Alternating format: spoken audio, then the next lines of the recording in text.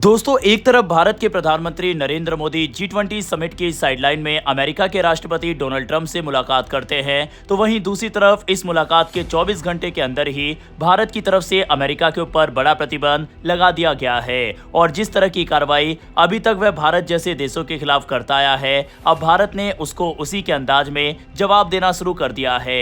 दरअसल क्या भारत में विदेशी फंडिंग के जरिए एक बड़ा नेटवर्क चलाया जा रहा था? क्या हजारों विदेशी डेबिट कार्डों के माध्यम से करोड़ों रुपए भारत में लाए गए? और आखिर ऐसा क्या मिला कि इस मामले में सीधे यूपीए जैसा सख्त कानून अमेरिका के ऊपर लगाया गया? चलिए इस रिपोर्ट को आसान भाषा में समझते हैं। दरअसल हाल ही में भारत की जांच एजेंसियों ने एक ऐसे मामले का खुलासा किया है जिसने विदेशी फंडिंग और इसके इस्तेमाल को लेकर कई सवाल खड़े कर दिए हैं। मामला एक अमेरिकी गैर लाभकारी संगठन से जुड़ा है जिसका नाम द टिमोथी इनिशिएटिव बताया जा रहा है। इस संगठन के खिलाफ अब भारत में यूपीए यानी गैर कानूनी गतिविधियां रोकथाम कानून के तहत मामला दर्ज किया गया है। रिपोर्ट्स के मुताबिक जांच एजेंसियों को शक है कि पिछले कुछ समय में करीब 95 करोड़ रुपए भारत में ऐसे तरीके से लाए गए जो सामान्य और कानूनी विदेशी फंडिंग व्यवस्था से अलग था। आमतौर पर जब किसी विदेशी संस्था से भारत में पैसा आता है तो उसे FCRA यानी विदेशी अंशदान नियमन कानून के तहत निर्धारित प्रक्रिया का पालन करना पड़ता है।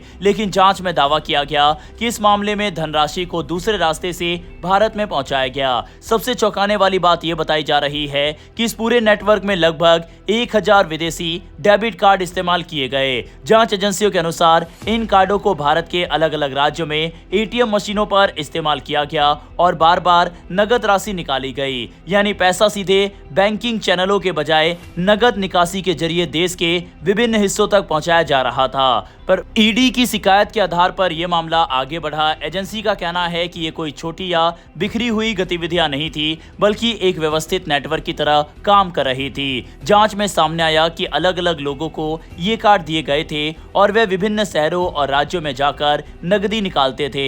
इसके बाद उस पैसे का इस्तेमाल अलग अलग गतिविधियों में किया जाता था। जांच एजेंसियों का दावा है कि इस धनराशि का इस्तेमाल धर्मांतरण से जुड़ी गतिविधियों में किया गया। इसके अलावा कुछ ऐसे क्षेत्रों में भी पैसा पहुंचाने की बात कही गई जो पहले वामपंथी, उग्रवाद या नक्सल प्रभावित इलाके के रूप में जाने जाते रहे हैं। हालांकि इन आरोपों की अंतिम पुष्टि अदालत और आगे की जांच के बाद ही होगी, लेकिन यही कारण बताया जा रहा है कि इस मामले को केवल वित्तीय नियमों के उल्लंघन तक सीमित नहीं रखा गया और यूपीए जैसे कानून को लागू किया गया। अगर इस पूरे मामले की टाइमलाइन देखें तो जांच कोई नई नहीं है। बताया जा रहा है कि पिछले लगभग 6 महीनों से एजेंसियां इस नेटवर्क की जांच कर रही थी। नवंबर 2025 के आसपास इस मामले से जुड़ी शुरुआती संकेत मिले थे।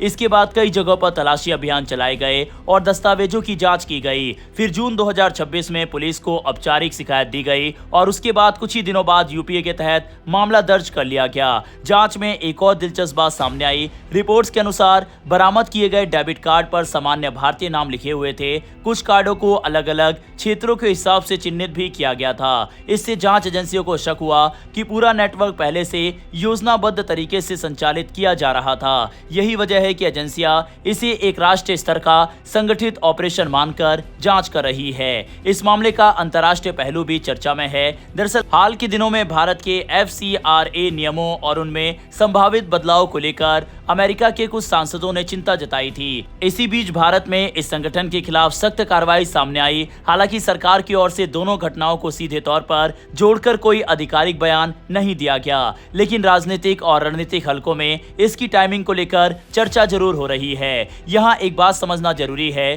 कि यूपीए भारत के सबसे सख्त कानूनों में से एक माना जाता है। आमतौर पर इसका इस्तेमाल तब किया जाता है जब जांच एजेंसियों को लगता है मामला सिर्फ वित्तीय अनियमितता का नहीं, बल्कि उससे आगे जाकर राष्ट्रीय सुरक्षा या गैर कानूनी गतिविधियों से जुड़ा हो सकता है। इसीलिए इस कानून का लगाया जाना अपने आप में इस केस की गंभीरता को दिखाता है।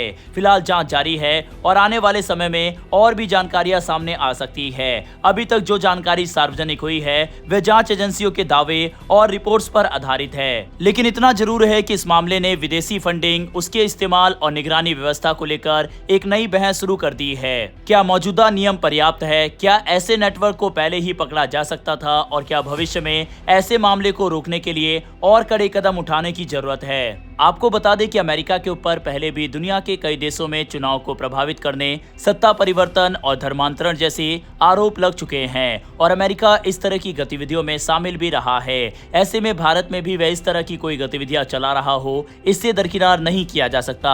आपका इस पूरे मैटर पर क्या राय है, कमेंट बॉक्स में लिखकर बताइएगा। साथ ही डिफेंस और फॉरेन पॉलिसी से जुड़ी ऐसी वीडियो के लिए नीचे दिए गए सब्सक्राइब बटन को प्रेस कर बेल आइकन को दबा लें, जिससे हमारी डेली ऐसी वीडियो आप तक सबसे पहले पहुंच सके। फिर मिलेंगे ऐसी एक नई वीडियो के साथ। धन्यवाद। जय हिंद, जय भारत।